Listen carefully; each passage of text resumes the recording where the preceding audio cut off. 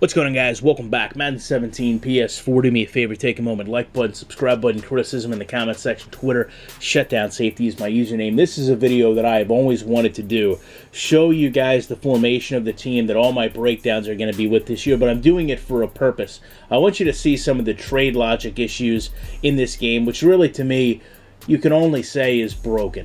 And what I'm going to do here is make some changes to the league settings, some things I like to personally go in and do. I've noticed that the coach firing logic can be a bit off. The salary cap can be defeated by backloading, so I turn those off. And I don't like to keep my games as long. I run them down to about 4 minutes so I can get out and get on with life. Now, as far as the trade logic goes, this is something that I was hoping would be addressed when the CFM was rebuilt this year, because as you're going to see here, there's things that just not only defy conventional trade value, but trade logic as well. And I realize to a lot of you, the simple, resolution to this is to have some self-restraint and self-control and not do this. But just because I'm going to not do it doesn't mean that it's not messing up the game, doesn't mean that it shouldn't be fixed. And the reason I go in and do it is quite simple. The game, to a point, does not have a lot of replay value for me, and I find that it's easier to play the game with players that I like as opposed to ones I don't like, and you really don't have to go through the tediousness of grooming a player or building a team if you can simply go in and pillage, for lack of a better term, from other teams in the NFL and create kind of a dream roster of players, if you will. It really eliminates any need to draft players or have any concerns about what your ratings are. You know what the players are you're getting, and you're not going to have to worry about going forward who exactly you have on your team or how you're going to replace someone, because in many cases you have total control over it. So as you can see, all transparent here, nothing to hide.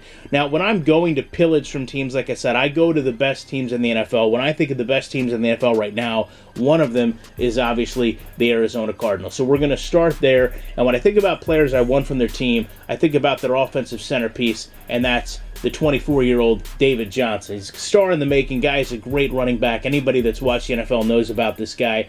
And certainly, I don't think there's anything the Cardinals would take to give him up right now. But I do know they're certainly not going to be wanting 33-year-old Frank Gore, who may be a Hall of Famer in his own right, but certainly doesn't have the type of career left in the league that David Johnson does. Now, I am going to have to supplement with draft picks, a second rounder and a fifth rounder there. But to go back and show you how broken this logic is, I'm going to stay with the Cardinals, and I'm going to take half of their backfield. We're going to go back to the halfbacks, and I'm going to go ahead and take Chris Johnson. I know he's not the Chris Johnson that he used to be, but still, the logic is we're taking half of the running backs they have. I'm also going to get Deone Bucannon. You can see he's a middle linebacker. You can also see where's number 20. He is a hybrid player and is really a key playmaker on their defense. And in return, they're going to get my backup linebacker, Nate Irving. And then obviously, as we discussed, we're going to augment this with some draft picks, in this case, my third rounder.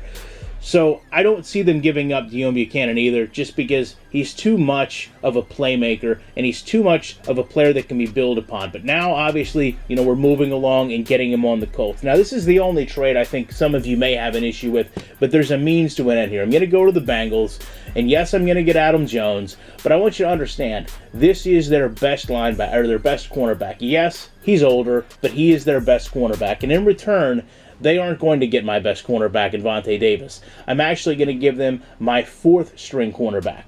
And again, we're going to augment this with picks. I'm going to actually have to give them two of my better picks. We're going to go down here, and we're going to give them my fourth round pick.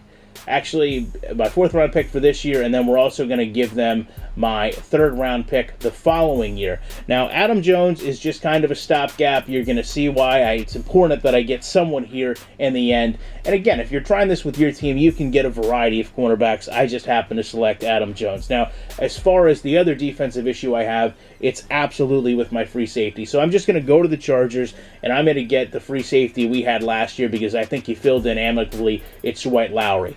Now, another issue with this trade logic is what you can do to other teams. So I'm taking their free safety. Why would any team want to trade for two players of the same position? So I'm going to give them both my 71 overall free safeties and also augment that again with a second round draft pick. So now I've upgraded my secondary to a severe degree, 9 overall, and obviously have a player capable of fitting my scheme and making plays. Now, what was the stopgap with Adam Jones? Well, I want to go out, I want to get an elite player. And when I think of elite receivers, I don't think we're going to look real far down the list before any of us find Alshon Jeffrey. This guy's 92 overall, obviously been to Pro Bowls, 26 years old. Now, what am I going to have to give up to get him? You see, the Bears need a cornerback. So what I'm going to do is I'm going to give them a first-round draft pick. Now, keep in mind, I've still got a first-round pick there from 2018 in case I've got injuries. I've got trade bait with Chris Johnson, so it's not totally a lost cause here from a draft perspective. But I'm going to give them Patrick Robinson, my third-string corner, who obviously I can fill in now with Adam Jones. Now I've just accepted this trade. We've obviously built a really good offense here. I've got a brand new centerpiece with Alshon Jeffrey. I've got two running backs that are very serviceable. And again, I've done this in just a matter of minutes and, in my opinion, very unrealistic ways. So I'd love to know what you guys think about this. I appreciate you checking it out, and I'll be back in the week with more content.